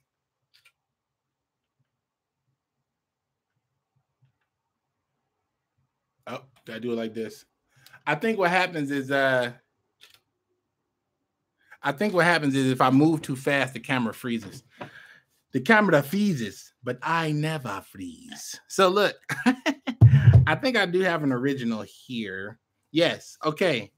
Yeah. Hold on. Do I got all 3? Do I have all 3 or do I only have 2? I got the third one around somewhere. Okay. So look, back in the day, I had my Gigabyte, right? Because it was for that deck. I used 3 gigabytes. This was the first one. Gigabyte. My boy Miguel signed this. So he signed this card for me. It was like one of my best friends back in the Yu-Gi-Oh days. So he signed this for me. My boy Miguel hooked it up. Gigabyte. He's love that deck. And then I think this is the one I made by myself. Like I made this Gigabyte. I customized this one. And then the third one I had was from my ex-girlfriend, and she signed it. And she wrote a bunch of things on it. And yeah, we're not together anymore. But anyway, what happened was when I played that guy, and I played with my gigabyte, and I fucking destroyed him or whatever. Oh, I'm sorry, I skipped the whole fucking step. So I reached out and I grabbed the deck. You know, I took out my deck box and I was ready to play. I started shuffling up. This guy goes to grab his deck. And no lie, not only is it a fucking 100 card deck, okay? The format for TCG Yu-Gi-Oh! Is 40 cards minimum. So most people have 40 card decks. Not only was it 100 fucking card deck, no grass, no life form, no nothing. Just 100 card deck. This dude had the whole deck in hard sleeves. Why? Why hard sleeves? Why? Why the hard sleeves? Why? Yeah, everything in fucking hard sleeves. Just, I'm like, all right. So I'm guessing that's why everybody was laughing their ass off, because it was all in fucking hard sleeves. I guess that's why everybody was laughing their ass off, because there was 100 hard sleeve cards, and he took them out and he stacked them up on a table, and he tried to shuffle them. Like literally, he shuffled it like this. Because they're fucking hard sleeves, thick as fuck. So he just literally, and I'm just sitting here like, what does he have in this hard sleeve deck? Well, a little bit of everything, as expected. But it was nothing compared to the power of Triangle Power, Law of the North. Well, actually, no, I'm sorry. It was Enchanted Fitting Room. Enchanted Fitting Room. Triangle Power, Law to Normal, game. Back in the day, I used to love that on DK. It was so fun. It was so fun. But you know, he was protecting his damn cards, my boy. He's protecting his damn cards. But now I'm about to get out of here because I've been IRL streaming for about like an hour and 45 minutes, my boy. It's like no, they weren't glass, my boy. That was them plastic joints. It was the plastic ones, the top loaders. It wasn't the ones with the screws. It wasn't the screw ones, my boy. Not those. He wasn't. You got to be rich to have 100 of those for a deck. This dude just had 100 top loaders and just 100 card top loader, no grass.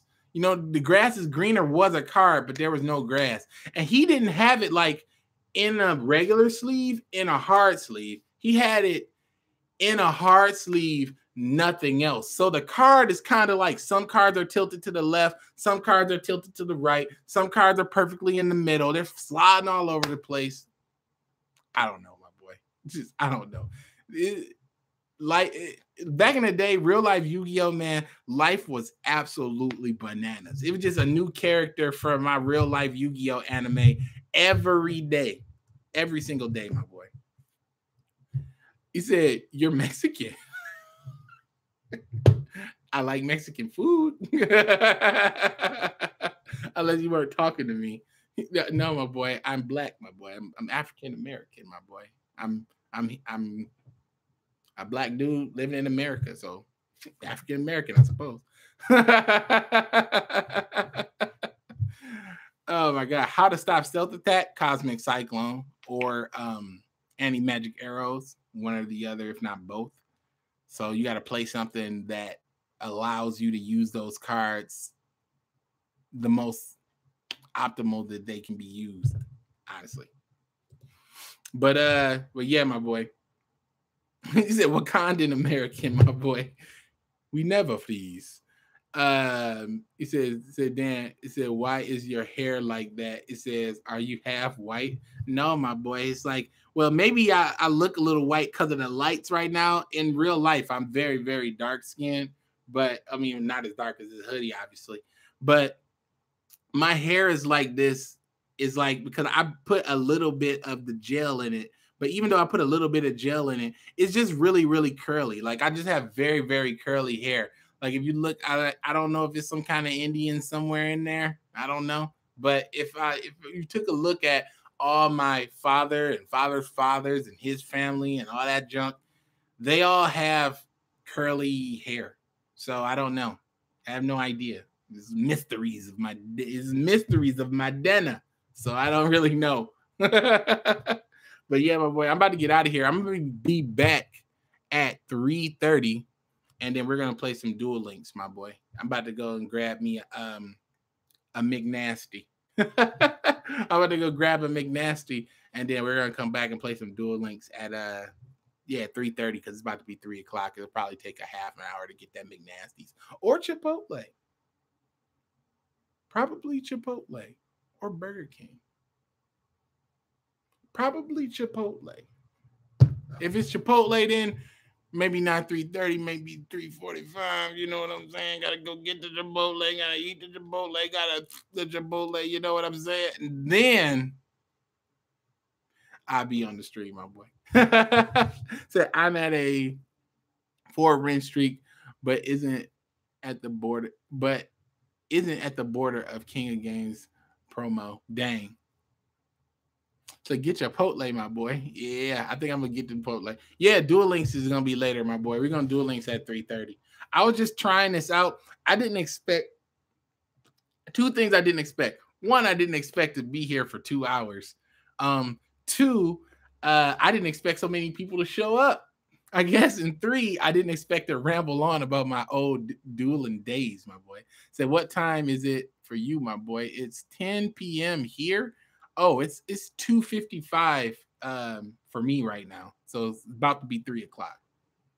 Dan, can you play Fortnite? Probably not, my boy. Probably not right now. Let me tell you like this. I will probably play Fortnite. If I do play Fortnite, it'll be at the point where they have completed the game and it's on store shelves or on Steam to be purchased, and then I'll play Fortnite. I'm going to be that guy who ends up playing after they bring their shit to the table. I'm not going to be the beta guy playing playing in the beta or whatever. Like I don't want to do that. It's like at this point, it's like I'm sticking to what I know, and I don't want to switch to Fortnite, my boy. Many reasons I've talked about why I don't want to mess with Fortnite at the moment. It's just not my thing. It's just honestly not my thing. But times change, maybe it will be my thing one day. But I honestly, right now, I'm just not feeling it, my boy. I'm just not feeling it. So can you elaborate on your work life / past life? Oh, I forgot to do that. I was gonna tell you guys about that. And I guess it's coming up in the video, but I'll tell you guys about it more candidly in another live video. I guess I can tell you about it, but I can't necessarily tell you guys to be 100% fair with you just up front. I can't necessarily tell you guys the companies and stuff like that for legal reasons, because I could get in a lot of trouble if for whatever reason it gets out and people perceive whatever I got to say in a negative light or whatever.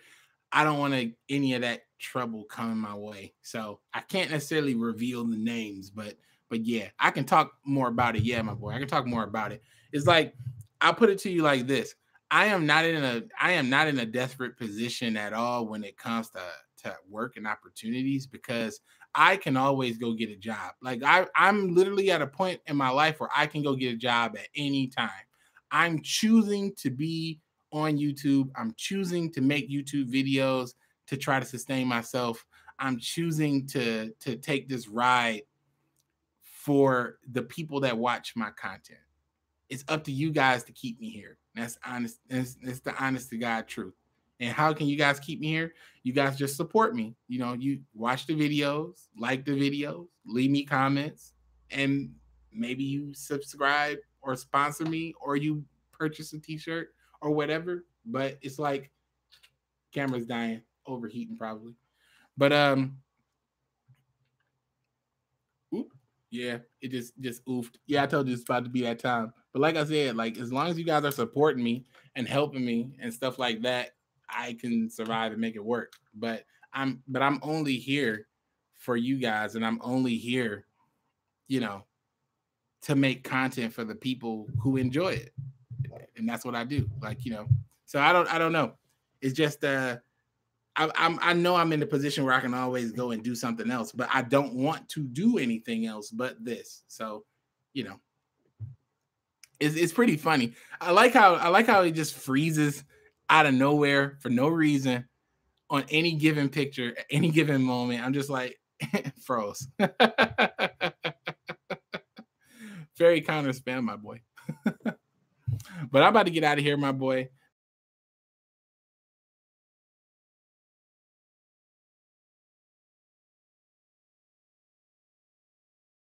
Next one, the next IRL stream.